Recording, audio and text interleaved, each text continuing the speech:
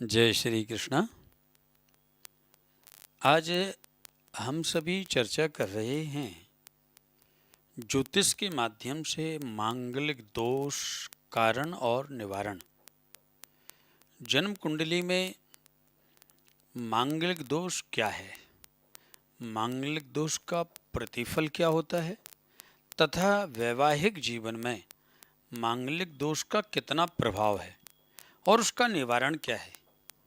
क्या सभी जो मांगलिक कुंडलियां हैं वह मांगलिक कुंडली के साथ ही मिलान करके विवाह करना चाहिए अथवा बिना मांगलिक के साथ भी विवाह किया जा सकता है।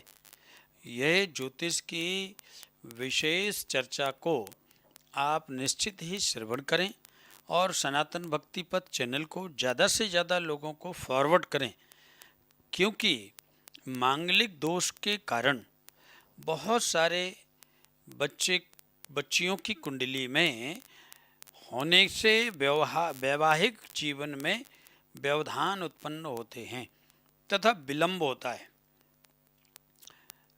एक प्रकार का यह अनसुलझा जैसा प्रश्नवाचक चिन्ह व्यक्ति के दिमाग में स्थिर हो जाता है कि मांगलिक कुंडली है तो इसको हम निवारण कैसे करें और किसके साथ विवाह करें या ना करें, कुंडली का मिलान कैसे होगा, इसमें व्यक्ति भ्रमित रहता है।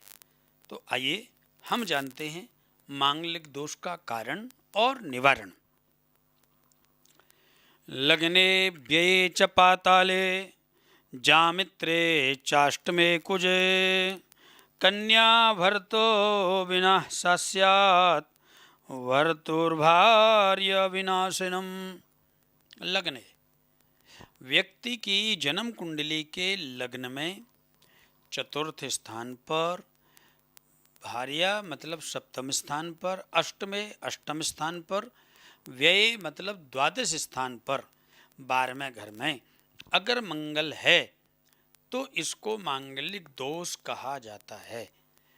अब अगर लड़के की कुंडली में मांगलिक दोष है, लड़की की कुंडली में मांगलिक दोष नहीं है, तो हमारे ऋषियों ने कहा है वह कन्या के लिए भारी है, भार्या के लिए भारी है, विनाशस्यात्। और अगर कन्या की कुंडली में है और लड़के की कुंडली में नहीं है तो भार्या भर्तु विनाशनम, उसके पति के लिए भी वह शुभ नहीं है। लेकिन वो कौन सी स्थिति का मंगल है जो इतना प्रभावशाली होता है, तो आपको मैं बता दूं, अगर कुंडली में मंगल लग्न चतुर्थ सप्तम अष्टम द्वादश स्थान पर बैठा है और उसको शनि भौमोऽथवा कश्चित् पापौ वा तादृशो भवेत् ते स्वेव भवनस्वेव भौमदोष विनाश कृतो। अगर कुंडली में प्रथम चतुर्थ सप्तम अष्टम द्वादश स्थान में मंगल है और उसके साथ शनि विराजमान है अथवा किसी की भी कुंडली में इन 5 स्थानों पर शनि विराजमान है तो वह कुंडली भी मांगलिक कहलाती है। और अगर मंगल के ऊपर किसी भी पापक ग्रह की दृष्टि है या पापक ग्रह साथ में विराजमान है तो मांगलिक दोष स्वतः ही समाप्त हो जाता है।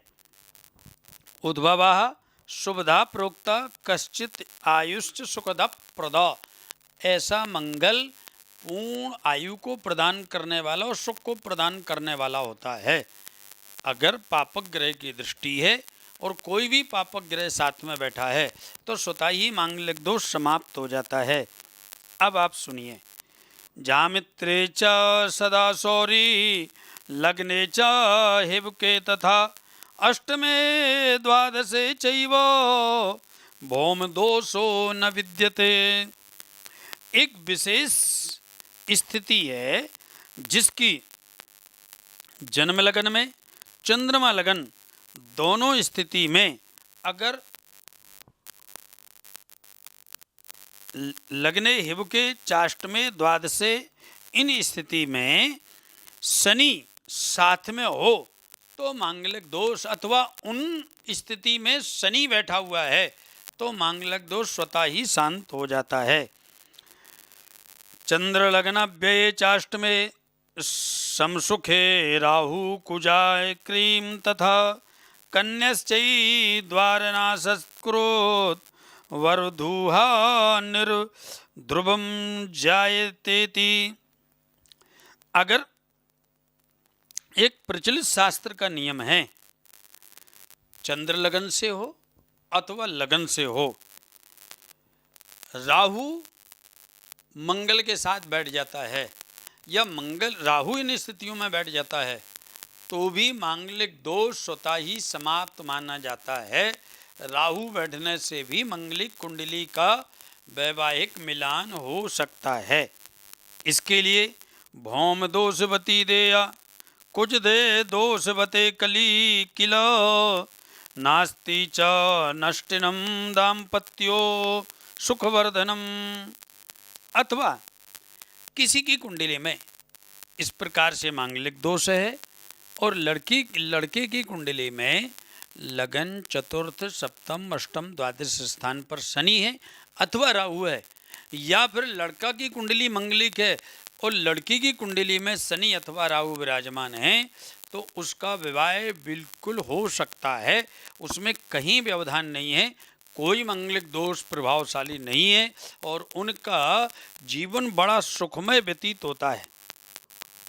एक बात और मैं कहूं, मंगल अगर वक्रीय है तो भी मांगलिक दोष नगण्य माना गया है, तथा जिसकी कुंडली में केंद्र में गुरु, शुक्र, स्वांश, नवमांश में अगर गुरु और मंगल की दृष्टि है तथा संबंधित मंगल गुरु अथवा शुक्र के साथ बैठा है तो भी मांगलिक दोष समाप्त हो जाता है।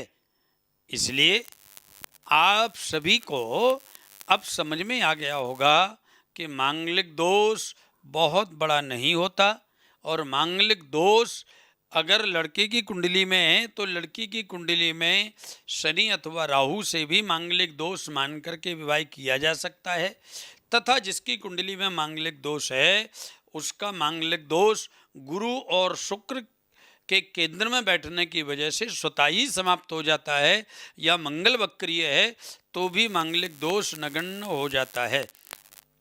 अब किसी की कुंडली मांगलिक, उसका निवारण क्या है?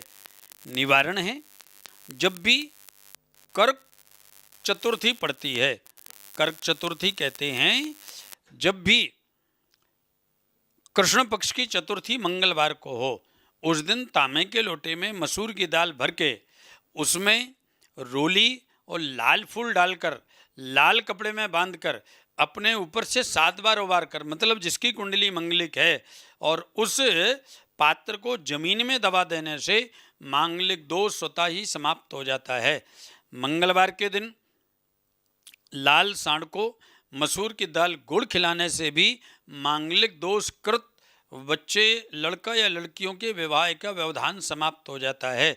जिसकी कुंडली में मांगलिक दोष है वह भौम अमावस्या को, मतलब मंगलवार के दिन अमावस्या पड़ती है, उस दिन किसी ब्राह्मण के द्वारा लाल चंदन से मंगल ग्रह का जाप करा के हवन करा देने से मांगलिक दोष स्वतः समाप्त हो जाता है। उज्जैनी में मंगलनाथ भगवान भोलेनाथ के यहाँ मंगल दोष की पूजा, उसे भात पूजा कहते हैं, वह करा देने से दोष मुक्त हो जाता है। वृंदावन में यमुना किनारे मंगल ग्रह की पूजा करा देने से मांगलिक दोष समाप्त होता है। पीपल के नीचे मंगल ग्रह का जाप करा के हवन करा देने से मंगल दोष समाप्त होता है। मांगलिक दोष समाप्त होने के अनेक उपाय हैं। इसके लिए आपको मांगलिक कुंडली से जरा भी भयभीत नहीं होना है। मांगलिक दोष निवारण के उपाय करते हुए इस प्रकार जो मैंने बताया उस प्रकार कुंडली मिलाकर के आप सानंद विवाह कर सकते हैं। आप सभी के जीवन में सुख समृद्धि यश कीर्ति की प्राप्ति हो। आप सभी को जय श्री कृष्ण, जय श्री राधे।